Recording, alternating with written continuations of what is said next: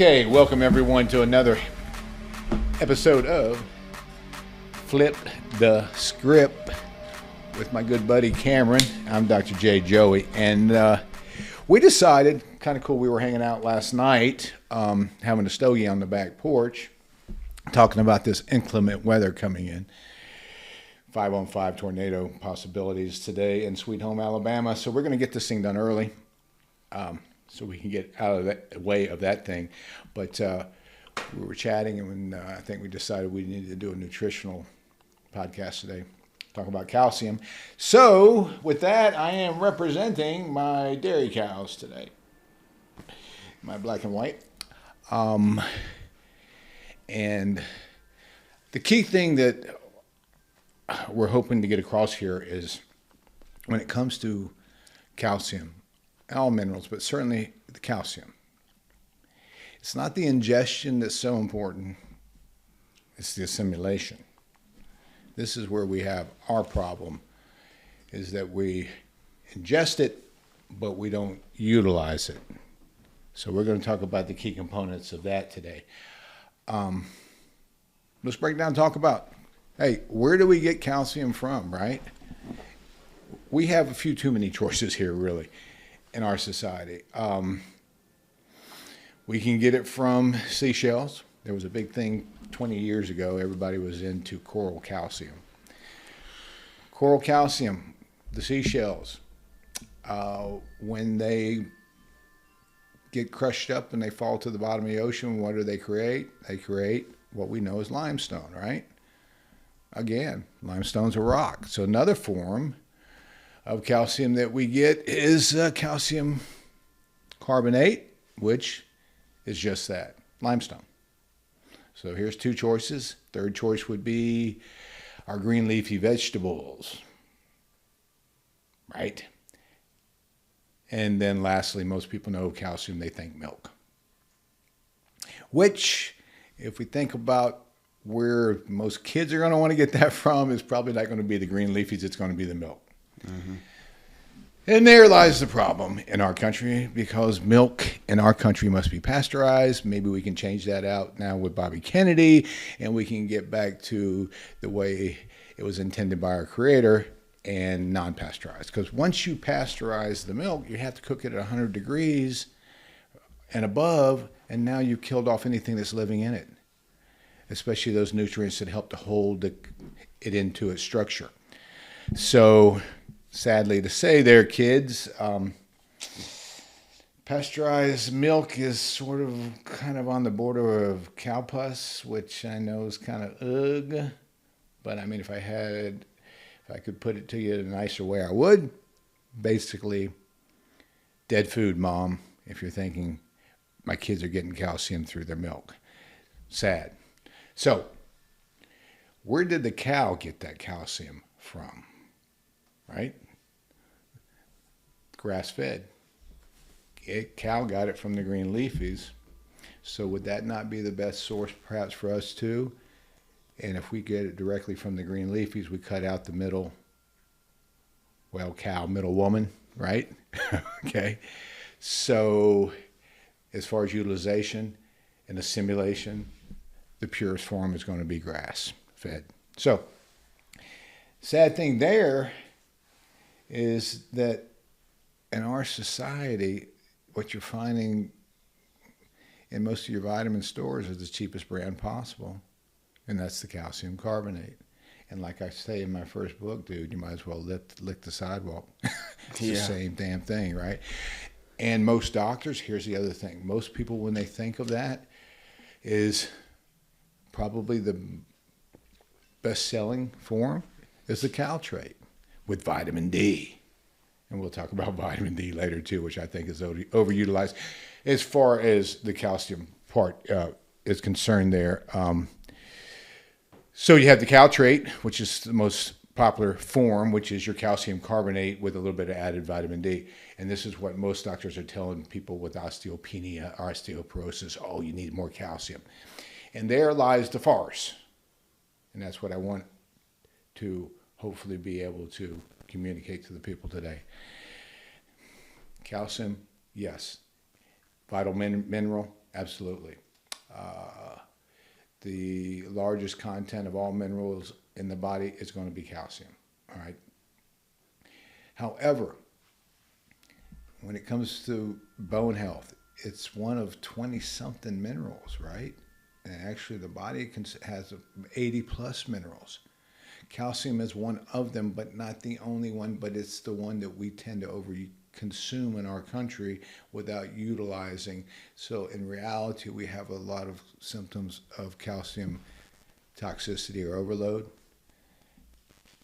And we'll talk about that here as well. So when we talk about, we got to utilize this calcium once we consume it. Otherwise, it runs through the body and it creates some symptoms and conditions that are very harmful to us and that we don't want, right?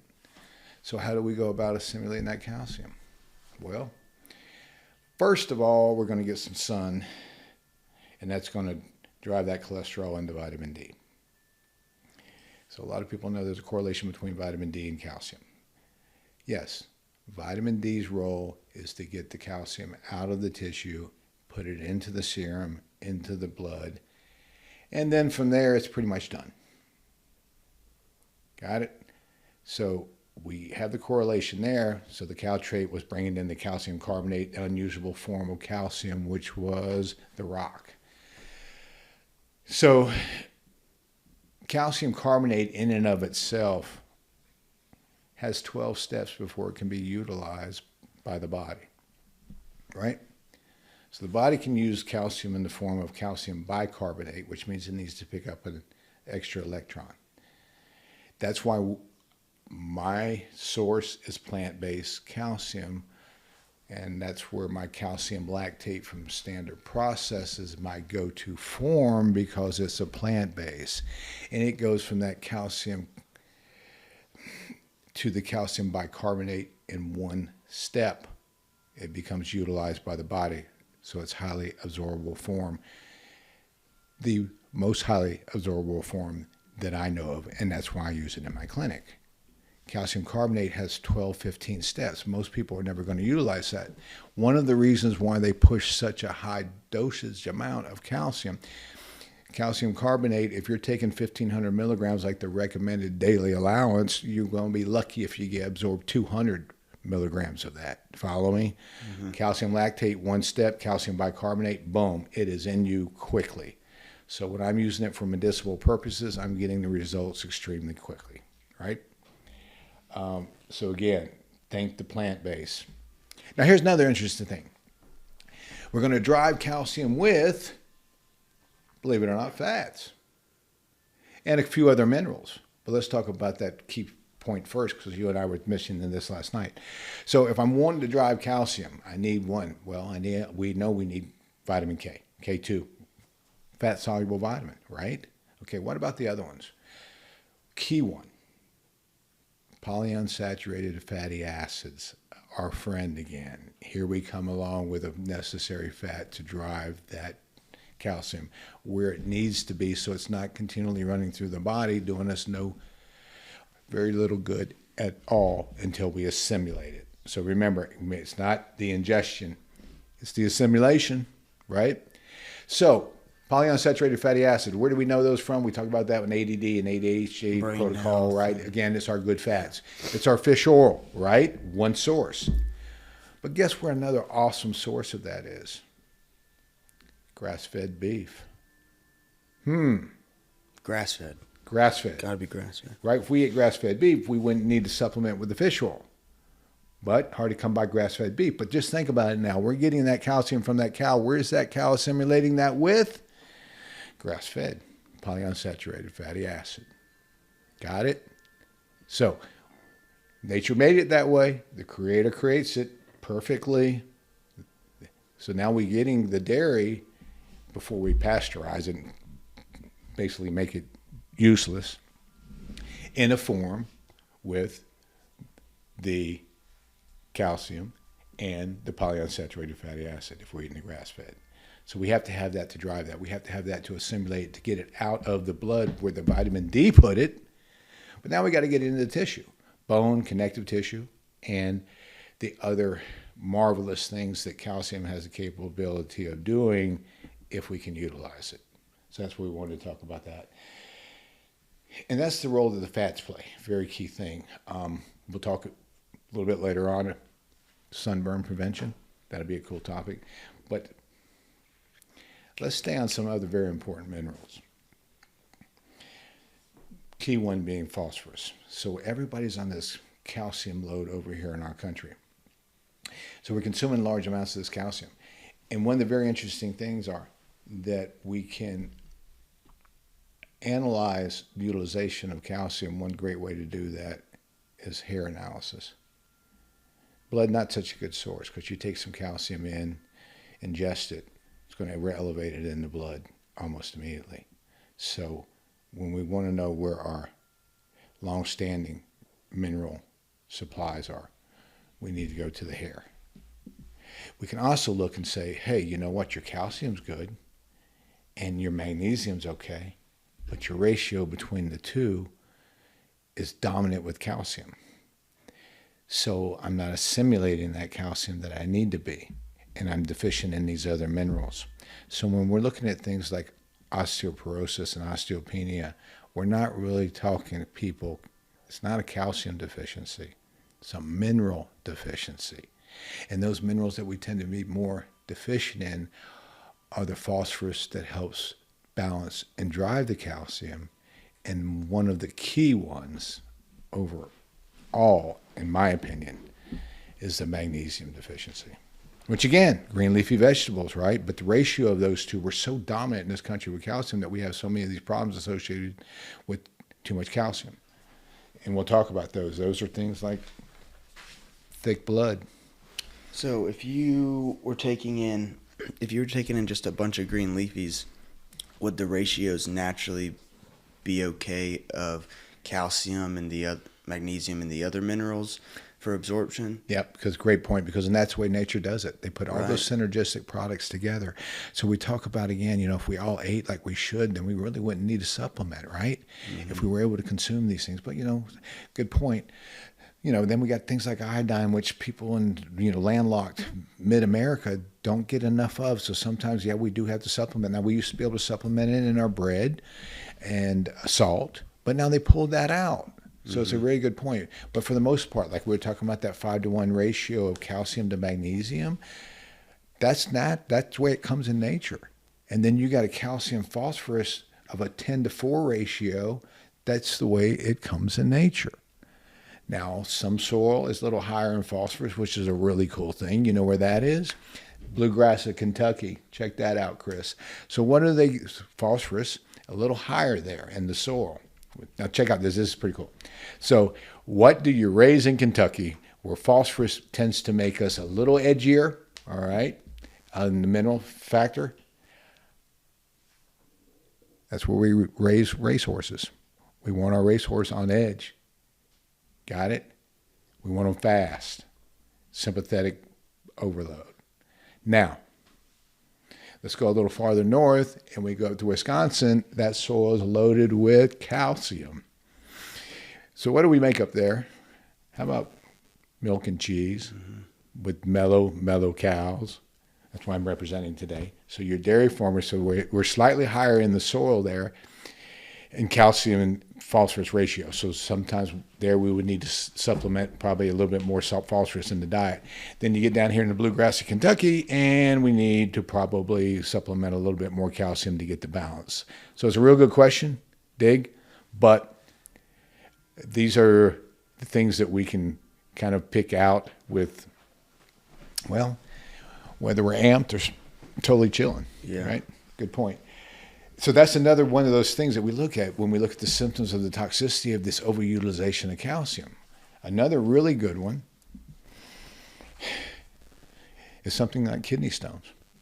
If we're consuming this calcium, vitamin D is bringing it into the body, putting it into the blood, but we're not utilizing it because of lack of the deficiency of the polyunsaturated and these fats, vitamin K, phosphorus, continues to run through the blood. That means we're going to get a buildup over time.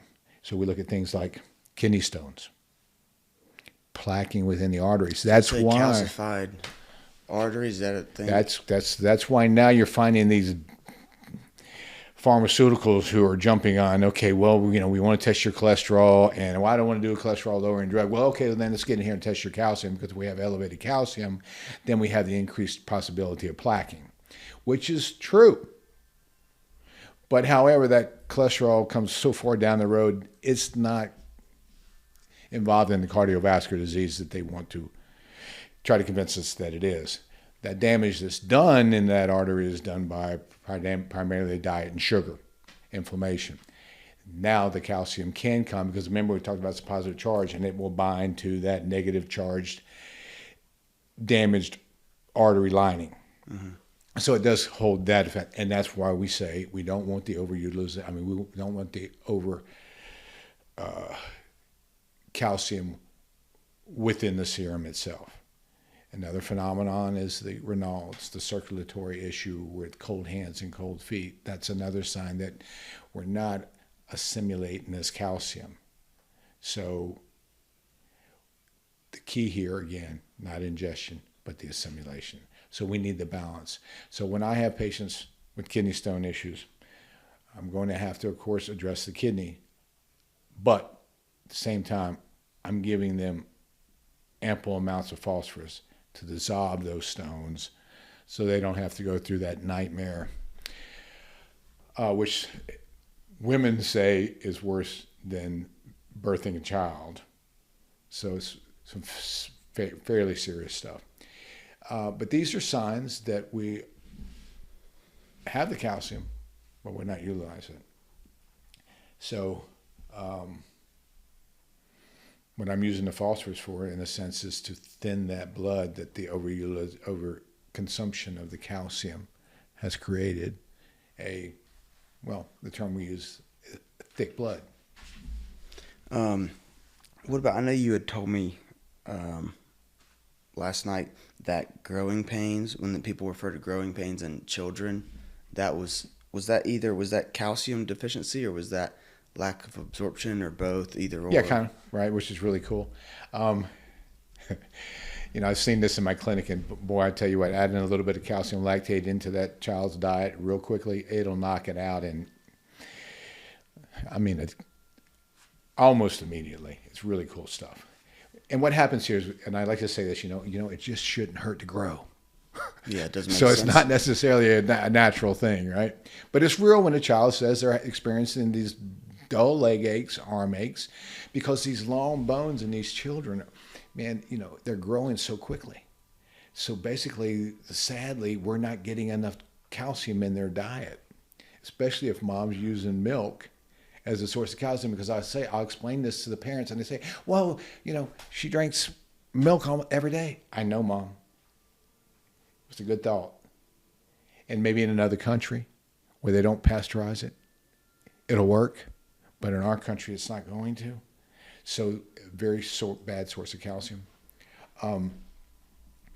So that's what you do. So the key here is not just the calcium, but the calcium. And again, we love that calcium lactate powder. Put it in there. Something that they're drinking during the day, has no flavor to it really. Sprinkle it on the food. If they're not very good at taking a small tablet, which calcium lactate happens to be a small tablet, that's one way. And then the other key thing too is that the magnesium we're talking about, to drive the calcium into the tissue. And a few months ago, I had a patient come in. She had I think she was a 7-8-year-old daughter. I saw her on a Monday. She started the calcium lactate the next day. I think I saw her the next week, and the leg pain, growing pains, symptoms were gone. All right, that's how quickly that can happen. So, that's one good point there. And that's all you gave her, was just the calcium lactate? It's the calcium lactate. Damn. Yes. Now, because remember that calcium lactate had the magnesium in its proper correct 5-to-1 ratio in it. Yeah. But some people need a little bit more magnesium. So that's a good point with that one that we were bringing up. And we'll talk about other things like leg cramps too, and especially at night in the legs. But here again, same thing with the osteoarthritis, and osteoporosis. Remember we were talking about that one. This is not a deficiency in calcium. which is where all the doctors run on. You go in, you get your test, the bone phosphate test, and the, osteopenia. Well, number one, that's a natural process of the aging in the first place. But boom, everybody's scared. So here we go. Okay, well, now, or if you are diagnosed on the other extreme end of osteoporosis, they're going to start dumping calcium in on you. And it's the calcium's there. If we ran the hair analysis, we'd see the calcium was there. We're just not utilizing it. So now we need to think more of the phosphorus, the magnesium, and the other minerals necessary to get that calcium where it needs to be. Because we can pull it out, and especially if we're deficient in it and we're not utilizing it, we have to get that into the tissue. And that's where, if we don't, we wind up with things like the bursitis, which is the calcium's there. It's just not getting where it needs to be. So it's getting outside of the bone itself, and it's getting into the surrounding tissue. And that's where we're getting the inflammation into the bursa. So am I going to treat that with calcium? No, I'm not. See, I'm going to treat that with a deficiency in the phosphorus to drive it where it needs to be, or the magnesium to drive it where it needs to be. I got to bring up those ratios so that my calcium is being utilized. So it's not a calcium deficiency, people, and that's where the problem comes. Especially when you look at, God bless the people who have the hip fractures, especially in the elderly. Don't mean to be ugly, but if you want to prevent a hip fracture, well, don't fall. Okay? I know it sounds, and I don't mean that, but when you look at some of these elderly that are running around on antidepressants and other medications that are causing them to be, overutilization of blood pressure, and they stand up and they fall down, but the blood pressure is too low. Boom, there increases your risk right there. So, but then again, to just keep throwing them on calcium carbonate, we're not doing them any justice whatsoever. So think more about the mineral. And so if we go with the whole food and we go with the vegetable component of that, and we ate more of those, we wouldn't have these issues. And you know what? That makes another great point. We brought back this over and over again. Think about this. Back in my dad's days, back in the 60s and 70s, man, we didn't have hip replacement. We did not have these. I don't know, my dad, my uncle, we just didn't hear of it. Today, rampant everywhere. Mm-hmm. What is it? Well, it's because we're not getting the nutrients into these tissues, right? The pasteurized milk now. We find a direct correlation between those type of diseases and pasteurized milk, especially the arthritic conditions. Now, again, what else? The beautiful thing we were talking about, another thing with kids and calcium. Fevers. All right. So let's go back. Let's go back to countries where Scandinavians, areas like this, where they have their unpasteurized milk. All right. Decrease incidence of lung-related issues. Very, very cool. Why? Well, calcium has the ability to what we call a calcium wave. So calcium in the body helps our white blood cells find infections. So, respiratory infections, for example. White blood cells, kind of think of them sort of like, well, their seeing's not all that good. So they need a little help. And this is what calcium is able to do. So when calcium can help these find the infection, then it helps to eliminate. An example of that in children is that intermittent fever that we were talking about. Child gets a fever, what happens? Well, child gets an infection. Fever ramps it up, bacteria or whatever, gets the blood up, the temperature up above 100, kills off that bacteria. All right, sits back, child feels better for a little bit, but what happens? Fever comes back up again because the infection was able to take hold again. How do we treat that? I treat that with calcium lactate. Bring that into the system. It allows the white blood cells get where they need to be, resolve the problem. No more up and down intermittent fever. Great example of a deficiency in a child. Don't load them up on the Tylenol, which is going to suppress the symptom and do damage to organs and other problems downstream from that, right?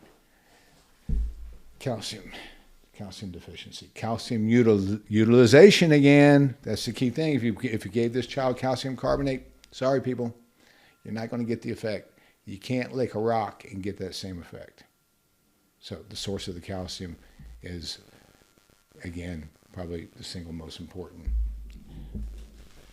Doc, can we call this episode "Don't Lick the Rocks"? Don't lick the rocks, Pete. Don't get, I mean, it's literally, think about it, the analogy, we might as well just drop out there and your sidewalk.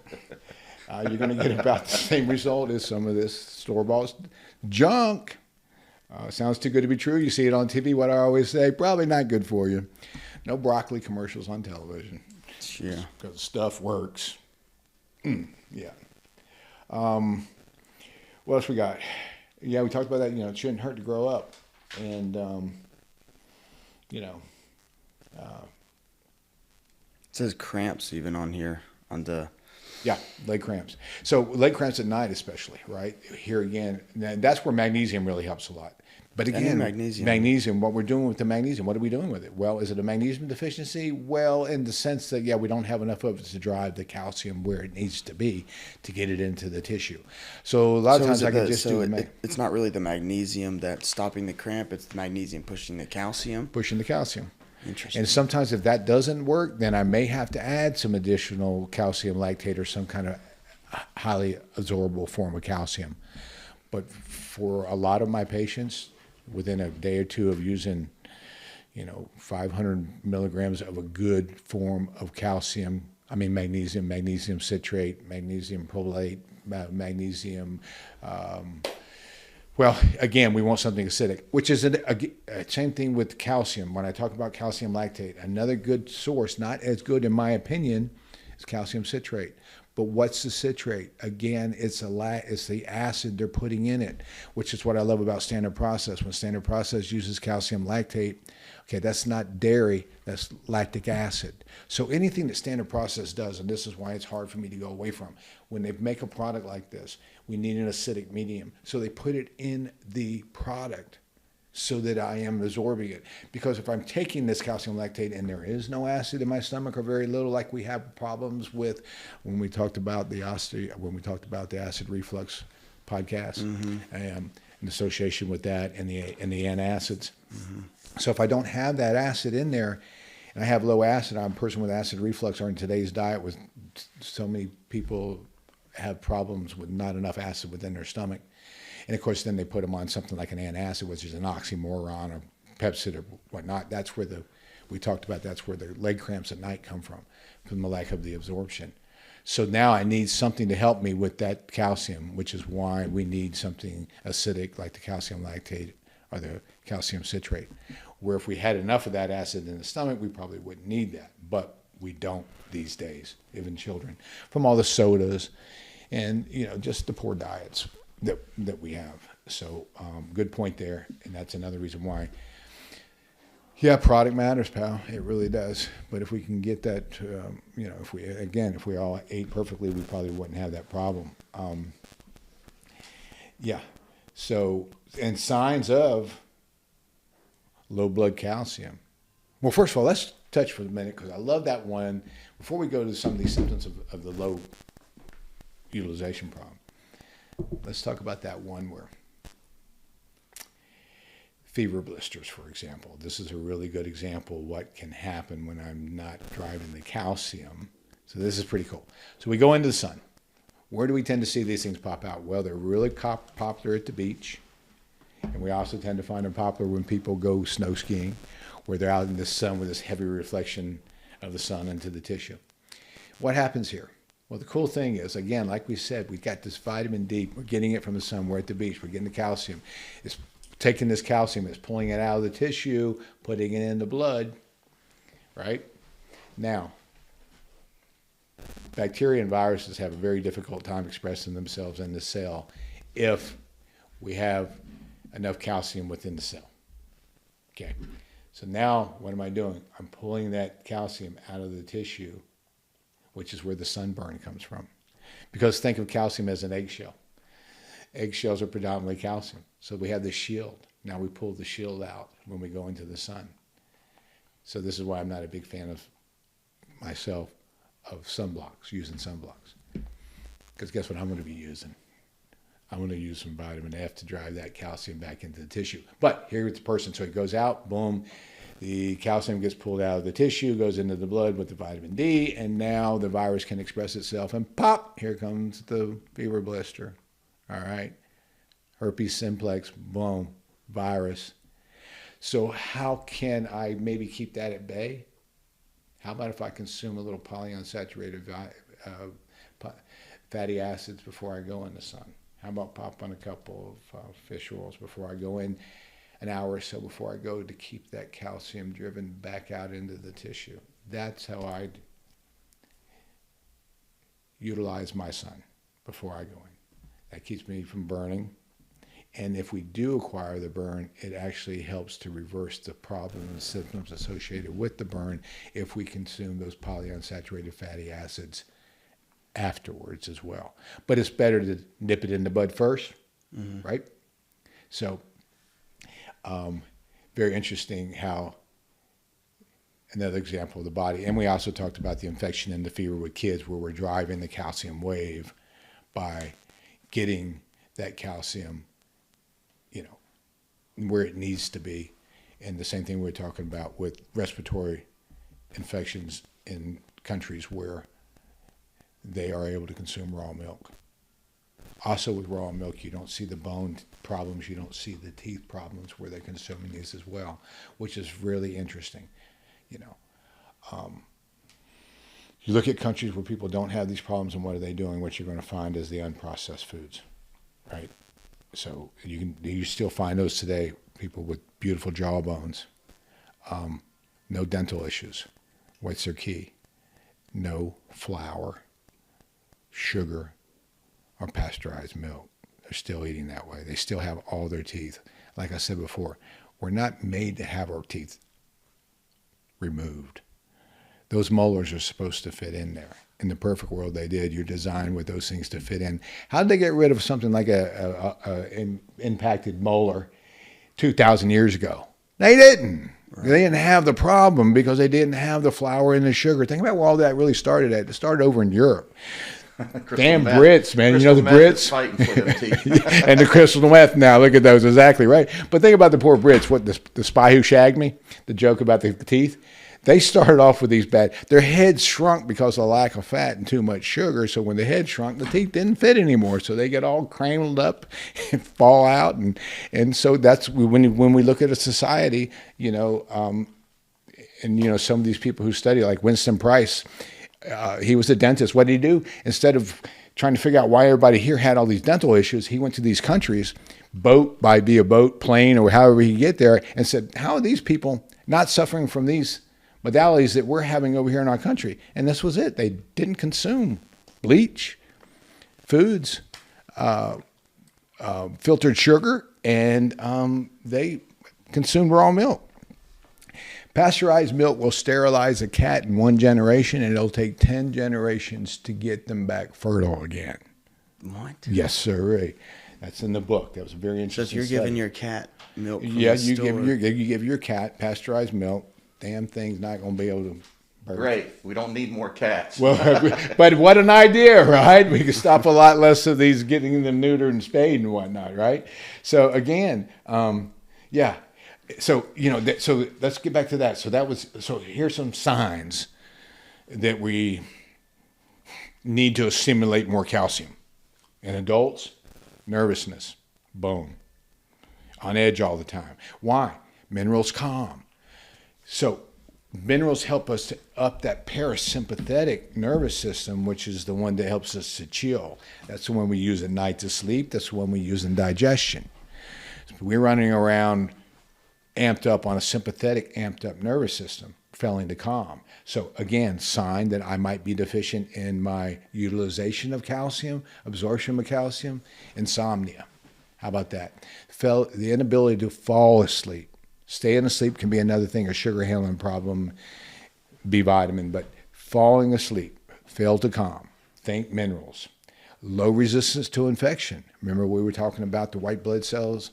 Again, having to have that calcium, so somebody who stays sick all the time, another sign. Again, I'm not talking calcium deficiency, I'm talking calcium utilization because of the other minerals that are necessary for the balance in the utilization of it as well. And then we talked about the leg cramps, leg aches at night again, right? So commonplace in our society today. So with so many of these symptoms we're talking about here, you see how rampant we're dealing with this problem here in this society. So then what do? Well, you go to the store and you grab yourself some calcium, right? 80% of all the calcium you're going to find sold in these stores is calcium carbonate, which means lick the sidewalk, son. Okay. Sir. Yes, sir. And you'll get about the same. Now, what about deficiency in kids? Hey, didn't we have a podcast on that a couple weeks ago? ADD, ADHD. Yeah. And we talked about how the hyper part of the attention deficit disorder, minerals, calm the child, right? And how we utilize that. In one of my patients, we were using the liquid form of the calcium and the other minerals, magnesium, and we had to up the dosage a little bit. Pulled him off the medication, kept him off the medication for the hyperactivity. Again, the intermittent fevers, the child, and this resistance to infections, period. That's what these minerals do. That's what they do when they work properly in the body. And growing pains. So, again, it's not that we're not consuming enough calcium. We're not utilizing it. And we're not getting it from sources that are available to us, which is the way it was put on the planet. You know, you and I were laughing about this today. So cows love green grass, grass-fed cows, right? So that's where if we ate the cow, we ate the grass-fed beef, we wouldn't have this deficiency. Well, a lot less of it, right? So you and I were talking about, what do we feed our cows today, dude? Corn. Right? Have you ever seen a cow in nature out running around in a cornfield? I haven't in all my years. Got out of the barn, it didn't go over the cornfield. It didn't eat that. But we don't give it the grass. And the grass is the omega-3 anti-inflammatory as well, right? The omega-3. We want the omega-3s. We're so deficient in those in our country, and we're all dominated omega-6s, which are inflammatory, which is why we eat more anti-inflammatories than the world combined. So now we're feeding a cow omega-6 corn. Not to mention corn syrup, sugar. Now we consume, that's why a lot of these people love these corn-fed cow beef ranches, because the steak is so sugary. Where'd that come from? Who's getting that sugar now? You are when you consume it, right? Because you're getting that high fructose corn syrup from the cow consuming the corn instead of the grass-fed low anti-inflammatory omega-3. So eat your grass-fed animal. That's what your creator, nature, put it on the planet here for. And again, you know, common sense, Cameron. Not rocket science. Yeah, it's so stupid that you have to pay extra for grass-fed beef. Even though that's yes, what we do. you're We have to pay extra to get it the way that it's supposed to come, It's right? so It's annoying. kind of sad. Now, maybe we can correct all that, right? Because all the acidities go to, to the corn-fed. And that's what happens in a politically driven society, where if you got the money and you pay off the dudes, and then, of course, think about what that drives. That drives the farmer, like you were saying earlier, that drives the farmer to have to produce mass amounts of really nutrient-depleted food. And then who makes the money off of that? Coca-Cola got in trouble because they started Right. Fairlife, their milk division, branch, whatever. Yeah. Like 10 years ago, whenever they really pushed it and opened it. And they got in trouble some years ago because one of the farms, someone went, like some reporter, and went and like investigated it and the conditions that the cows were in and what they were so malnourished that they looked like zombies. And these were the cows producing the milk that they were giving people, that was like this special milk that was like, you know, Fairlife's supposed to be like a really good milk, you know. It's definitely more expensive, but these cows were just like zombies. You could see their ribs and all this stuff. And I know there was a bunch of humanitarian, like animal organizations just going after them, like PETA and all these other ones. And they found this too. With the farmers found this, and the cow, the cow raisers found this. When they were getting these cheaper, non-nutrient feeds for their cattle, or where they weren't getting their grass fed, their cows were actually eating the paint off the side of the barns, fences, anywhere they could find it. For the minerals that were in the damn paint, these animals knew that they needed something more than they were getting. And, hopefully when it wasn't a lead-based paint, right? But I mean, still, think about this. This is how nature will find its way. But it also, that cow's telling you right there, I'm deficient, pal. All right? Yeah, that's crazy. You don't have that on a grass-fed cow. So good point there. But no, that's what they're doing. And this is what big pharma, they have their in there as well, because when the massive food corporations are making this dead food, you're going to become deficient. You're going to get ill. Here comes big pharma in to play their part, right? Treating all the symptoms only of these nutritional deficiencies, because that's where their money is. It goes full circle. Well, they said that the number of farmers in America is say it used to be, just for an easy number, 10,000. Now there's like 500. Yeah. It's gone down that much, and Mass produced. they've just all been bought out. And so instead of having to, say, a big corporation buys a farm or a ton of farms, or like they have done, instead of having to pay someone to go and farm it, in the sense of they take them to a new field every day or week or month. Rotate fields. Instead of rotating fields, they now just keep them in a barn, and corn is so cheap. Yep. They just... Not only that, GMO'd now too, right? Yeah. So that we don't, with even less nutrients in there, just to mass produce it and be able to harvest it at twice. Yeah. So this is so again, what are we talking about? We're talking about dead food. We talked about that in the last seminar. And again, that's why you're looking at 93% of the food or greater that's in your grocery store. Well, even that food, it's not real food, because it's like the GMO that we talked about. Well, right? even the steak that's not grass fed, that's considered real food, and it is real food, but it doesn't have. It's got the protein obviously, but it doesn't have a lot of the sugar in there. It's got the high omega-6 because it's corn-fed, which means it's pro-inflammatory, and it does. You're right. It's devoid of the nutrients, because again, it wasn't in the soil to get into the meat, right? So how are you going to get it there? So this is why we're overly obese and starving to death in our society. And again, it's metabolic, people, which means metabolism. Another one of these cases, if we'll just think a little bit, and actually, what we got to do? We got to demand more out of the people that are selling the junk to us, right? Yeah, that's we why, really do. and a little bit of education. And this is, again, what we're hoping Make America Great Again will be able to pull for us, because if we just are more informed about what we're putting in our mouth, I think there'll be a lot less of that going on, right? Don't dumb us down. And that's what hopefully that's what maybe we could bring today, a little enlightenment, and with hopefully, again, maybe some entertainment. If not, let us know and we'll work on that. But man, so hey, that covers calcium. And the key here is assimilate it. Don't just ingest it. Don't forget all those other minerals that are necessary for it to work. It does not do it by itself. And our major deficiencies look towards magnesium, phosphorus, and some of the other key minerals for absorption. You got anything else, brother? Nope. All right. So, dude, until next time, as always, have yourself a great day. You're not missing one. You got it.